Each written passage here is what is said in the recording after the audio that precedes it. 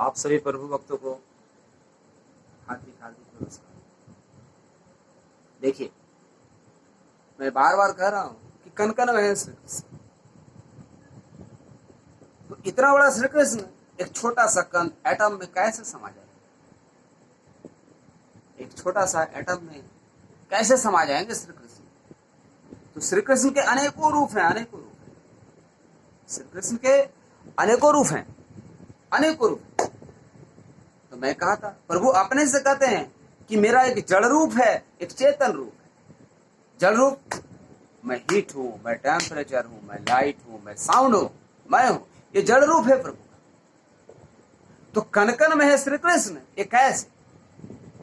तो प्रभु तो कहते हैं कि अग्नि मैं हूं और टेम्परेचर भी मैं हूं। टेम्परेचर, अग्नि में तेज मैं हूं। अग्नि, अग्नि जहां है वही टेम्परेचर है। जैसे जहां चीनी है वही मीठा है। चीनी और मीठा कभी अलग नहीं हो सकता है। जहां चीनी है वही मीठा है।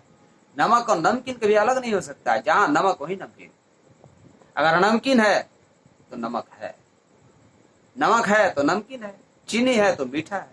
चीनी और मीठा में जिस तरह अलग का कोई बात नहीं है, उस तरह अग्नि और टेम्परेचर में कोई अलग का बात नहीं है। जहां अग्नि वही टेम्परेचर। तो कहते हैं प्रभु कि कण कण में हमें, माने कण कण में अग्नि होना चाहिए। देखिए, कण कण में, पृथ्वीलोक का कोई ऐसा कण नहीं है कि जिसमें अग्नि नहीं है। कैसे? जैसे कागज का ढेर है और उसमें मैं एक माचिस मार दिया। बहुत सारा कागज का ढेर है कि 2-4 कुंटल, 10 कुंटल, 20 कुंटल कागज का ढेर, उसमें माचिस मार दिया। अब ये तो कागज का ढेर जलता ही रहता है, जलता ही रहता है, जलता ही रहता है। तो ये जलता है, जलता ही क्यों रहता है? ये अग्नि आता कहां से? ये अग्नि आता कहां से? इसका मतलब इस कागज में तो कोई, कागज में अग्नि उगलने का क्षमता है? तो कोई कहेगा कि इसमें माचिस मार दिए, माचिस मार दिए इसलिए ये जल रहा है। तो मैं माचिस में तो माचिस नहीं मारा हूं ना। माचिस को तो केवल रगड़ा हूं, केवल रगड़ा हूं, फ्रिक्शन किया हूं। वो तो केवल रगड़ा हूं, उसमें तो कोई माचिस नहीं मारा, मैं केवल रगड़ा हूं, जलना चालू कर दिया। इसका मतलब माचिस में भी अग्नि का उगलने का गुण है, उस कागज में भी। जब पेट्रोल के भंडार में आग लग जाते हैं किसी चिंगारी से या माचिस से, कहीं से, तो जलता रहता है, निरंतर जलता रहता है, निरंतर जलता रहता है। इसका मतलब पेट्रोल में भी अग्नि उगलने का गुण है। कपड़ा का फैक्ट्री में आग लग जाता है, वो जलता रहता है, जलता रहता है। फायर ब्रिगेड्स आते हैं, बुझाते हैं तो बुझता है, तो जलता रहता है। इसका मतलब कपड़ा में भी अग्नि उगलने का गुण है। बिचाली में, स्ट्रॉ, बिचाली में भी जब आग लग जाता है तो लग जाता है, वो जलता रहता है, जलता रहता है। इसका मतलब बिचाली में भी अग्नि उगलने का गुण है। पृथ्वीलोक का कोई, जैसे दीपक हम जला देते हैं, जब दीपक जला देते हैं, जैसे अखंड ज्योति के दीपक जला देते हैं, तो दीपक में जब घी रहता है तो वो जलता ही रहता है, निरंतर जलता ही रहता है, अगर घी उसमें खत्म नहीं हुआ। तो पलीता भी जलता है और घी भी जलता है। इसका मतलब पलीता में भी अग्नि उगलने का गुण है और घी में भी अग्नि उगलने का गुण है। अगर चावल को ले लीजिए, आग में डाल दीजिए तो देखिएगा आग उगलने लगता है। रोटी जला दीजिए, रोटी में भी आग उगलने लगता है। ये आग आता कहां से है? ये साइंस का बात है, ये एटम का बात है, एनर्जी लेवल का बात है। साइंटिस्ट स्टूडेंट तुरंत समझ जाएंगे। ये बोरब्यूरी साइंटिस्ट बता चुके हैं कि ये सब एनर्जी लेवल का खेल है। एनर्जी लेवल्स आते हैं तो थोड़ा सा साइंस का बात है। वो हाइड्रोजन लाइन स्पेक्ट्रम में लोग पढ़ते हैं कि अग्नि आता कैसे, तो वो साइंस का बात है। और साइंस में जब डिटेल से बात करेंगे तो स्टूडेंट बहुत तेजी से समझ जाएंगे। उनको केवल इशारा का काफी है, वो तुरंत समझ जाएंगे। और फिर भारत का बच्चा आध्यात्म से भी ज्यादा विज्ञान में प्रवचन देगा जब उनको पता चलेगा कि ये तो विज्ञान समस्त श्री कृष्ण है, ये सारा विज्ञान तो श्री कृष्ण है। तो कोई भी ऐसा कण नहीं है कि जिसमें अग्नि नहीं है। केवल उसके बनावट में छेड़छाड़ थोड़ा सा अग्नि के माध्यम से करते हैं, थोड़ा सा अग्नि का माध्यम से, उसमें थोड़ा सा अग्नि दे दिए, कपड़ा में, कागज में, दीपक में, पेट्रोल में, कोयला में, लकड़ी में, जंगल में, अग्नि उगलना चालू कर देते हैं। यज्ञ में जितने चीज हम डालते हैं, हवन कुंड में अग्नि आता रहता है। वो अग्नि आता कहां से? एक बार तो शुरुआत किसी चीज से मैं कर दिया, उसके बाद घी डालिए, दाल डालिए, जो चीज डालिए, हवन सामग्री, सब से अग्नि आता ही रहता है, सब से अग्नि। अग्नि, इसका मतलब पृथ्वीलोक का हर पदार्थ में अग्नि है। और तो और जल में भी अग्नि है। जल तो अग्नि को बुझाता है, लेकिन जल में भी अग्नि है। ये केमिकल रिएक्शन देखिए, जल में कैसे अग्नि है। जल मेरा बादल बनता है, बादल ऊपर जाकर थंडरिंग होता है, बिजली चमकता है, अग्नि दिखाई पड़ता है, लाइट भी दिखाई पड़ता है। तो जब जल वेपर बन गया, बादल बन गया, वो बादल बादल जब टकराता है, थंडरिंग होता है, तो अग्नि वहां दिखाई पड़ता है। लाइटनिंग, जब लाइटनिंग होता है, ये फिजिक्स का चैप्टर है। लेकिन साधारण बात में बिना पढ़े हुए तो लोग समझ सकते हैं आराम से उसको, कि देखिए वो तो जल ही है, बादल क्या है, बादल जल का ही रूप है ना, ठंडा होकर तो फिर जल ही बनता है, और जल फिर गर्म होकर बादल बनता है। तो जल में भी अग्नि है। तो पृथ्वी लोक का ऐसा कोई कण नहीं जिसमें कोई अपने दो बाल को जला दे, देखिएगा आग उगलता है ना। कोई मछली को ही आग में डाल दे, देखिएगा पहले तो सूख जाता है, फिर वो जलने लगता है। पहले सूख जाता है, पानी उससे उड़ जाता है, फिर जलने लगता है। इस तरह मीट के टुकड़ा को भी कोई डाल दे, मीट के टुकड़ा को भी कोई डाल दे, तो क्या होता है, फिर जलने लगता है। पहले सूख जाता है, फिर जलने लगता है। तो पृथ्वी का कोई ऐसा कण नहीं है जिसकी आंतरिक बनावट में छेड़छाड़ करने से अग्नि नहीं उगलेगा। दो पत्थर को जब हम टकराते हैं तो अग्नि निकलता है, दो पत्थर को भी टकराने से अग्नि निकलता है। वहां तो माचिस नहीं मारे हैं। लोहा को जब कटर मशीन से काटते हैं, अग्नि निकलता है, वहां तो माचिस नहीं मारे हैं। करंट के दो तार को निगेटिव पॉजिटिव को सटाते हैं, आग फेंकता है ना, जिस कारण से फेंकता हो, या और भी रिएक्शन का बात है, अग्नि निकलता है ना।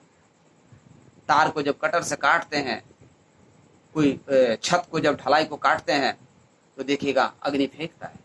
तो पृथ्वी लोक का ऐसा कोई कण नहीं है जिसमें अग्नि नहीं, जिसमें अग्नि नहीं है। यानी पृथ्वी का कण कण में है अग्नि, कण कण में है टेम्परेचर, मीन्स कण कण में है श्री कृष्ण, कण कण में है श्री कृष्ण।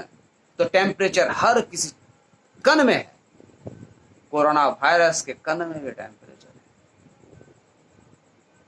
कोरोना वायरस के कण में भी टेम्परेचर है, अमृत के कण में भी टेम्परेचर है, जल में भी टेम्परेचर है, दूध में भी टेम्परेचर है, शराब में भी टेम्परेचर है, चावल में भी टेम्परेचर है, गेहूं में भी टेम्परेचर है, मिट्टी के हर कण में टेम्परेचर है। जहां अग्नि वही टेम्परेचर है। रही बात साइंस के स्टूडेंट तुरंत समझ जाएंगे कि दुनिया का हर पदार्थ इसी तरह के एटम से बने हैं। ये है हाइड्रोजन के एटम, ये ऑक्सीजन, ये सोडियम। थोड़ा सा पढ़ाई लिखा है, साइंस का बात है।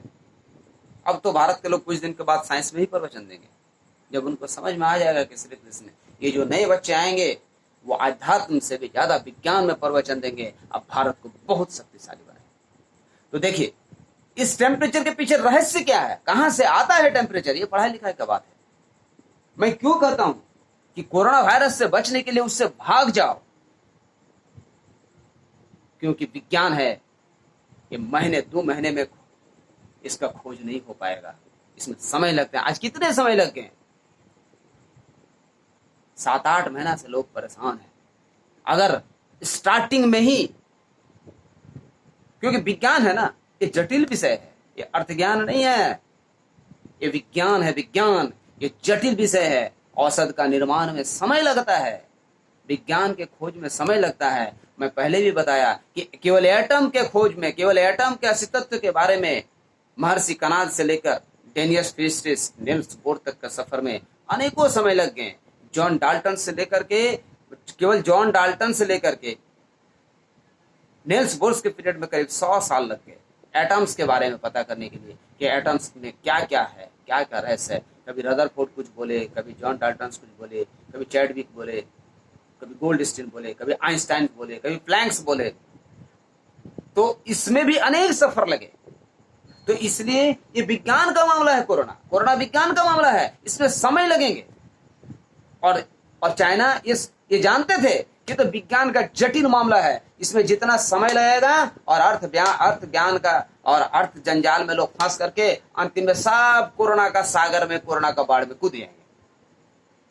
तपस्या कर नहीं सकते। लेकिन भाई दुनिया का और देश तो तपस्या नहीं कर सकता है, क्या भारत भी नहीं कर सकता है? भारत तो तपस्या का देश है, भारत तो तपस्या का देश है।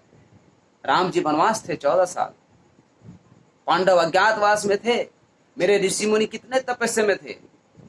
और आज भी लोग तपस्या करते हैं, जब तबियत खराब होता है तो कोई 2-2 महीना हॉस्पिटल में भर्ती रहते हैं, तपस्या ही तो। जब किसी को जॉन्डिस होता है तो 2 महीना कैसा खाना खाते हैं? सादा खाना खाते हैं।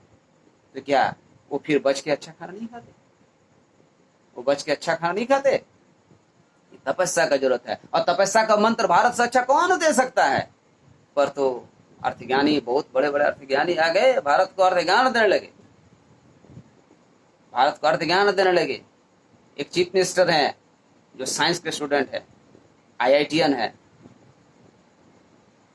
वो उनको विज्ञान ज्ञान देना था तो रिकवरी रेट समझा रहे, स्प्रेडिंग रेट को नहीं समझा रहे कि किस दर से कोरोना बढ़ रहा है, ये नहीं समझा रहे। रिकवरी, अरे रिकवरी रेट तो ये डॉक्टर का चमत्कार है,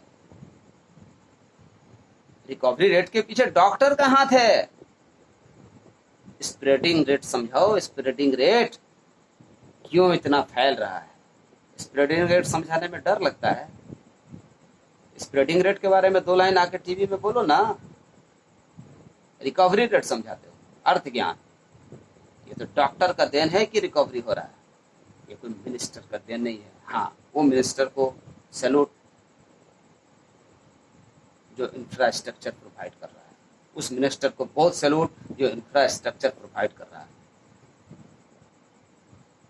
जो भी हो, कुछ लोग भारत को दिग्भ्रमित कर दिए, जिस तरह अर्जुन कंफ्यूज कर गया। ये विज्ञान का खोज में समय लगता है, इसलिए चाइना ऐसा जानते थे कि इसमें तो समय लगेगा, तब तक सब फंस जाएंगे, और सब फंस रहे हैं और वो हंस रहे हैं, और मैं फंसते जा रहा हूं। मैं दिखा रहा हूं कि मैं चतुर देश का, अरे राक्षस का देश ईश्वरीय देश से ज्यादा चतुर हो गया। शर्म आनी चाहिए हम लोगों को, शर्म आनी चाहिए हम लोगों को कि राक्षस का देश हमसे चतुर। इसलिए अर्थ ज्ञान नहीं, विज्ञान ज्ञान को मीडिया में आकर समझाइए, विज्ञान ज्ञान को मीडिया में आकर समझाइए। हम लोगों के बात को कौन मानेगा? आप लोगों के बात को सब मानता है, चीफ मिनिस्टर के बात को, प्राइम मिनिस्टर के बात को, राष्ट्रपति के बात को, सब कोई मानता है। आप आके बोलिए और भारत के लोगों को समझाइए कि विज्ञान है, इसमें थोड़ा समय लगेगा। अर्थ ज्ञान, अर्थव्यवस्था कुछ देर के लिए बंद कर दो, महीना 2 महीना के लिए, फिर हमेशा के लिए खुल जाएंगे। क्या लोग गीला चावल दाल रोटी खा के महीना 2 महीना नहीं रह सकते? भारत बचेगा, कितना अर्थव्यवस्था मजबूत है। खैर, इधर से शुभ शुभ संकेत आ रहे हैं कि वैक्सीन का खोज अनेक देशों ने कर लिया है। देखिए अब कितना जल्दी आता है, लेकिन क्या इतना जल्दी आ जाएंगे? सबके हाथ में, जब तक अपने हाथ में दवा ना आ जाए, बगल में, पड़ोस में, मेडिकल हॉल में या कोई हॉस्पिटल में, तब तक कैसे भरोसा करूं? तब तक तो मुझे ज्ञान से ही बचना पड़ेगा ना, इससे दूरी बना लेना पड़ेगा। ये प्रलय है और जटिल चीज है भाई साहब, ये तो दिखाई नहीं पड़ते, उस पर रिसर्च करना है। तो ये कण कण में है श्री कृष्ण, और ये जटिल मामला है, इससे बचना है, क्योंकि इसके रिसर्च में समय लगते हैं। इतना आसान नहीं है कि तुरंत हो जाएगा, इतना आसान नहीं है कि तुरंत हो जाएगा। और जितना जल्दी आ जाए, दवा एक पल में भी मिल सकता है और देरी भी हो सकता है। किस किस कारण से देरी हो सकता है, मैं ये भी थोड़ा सा बता रहा हूँ।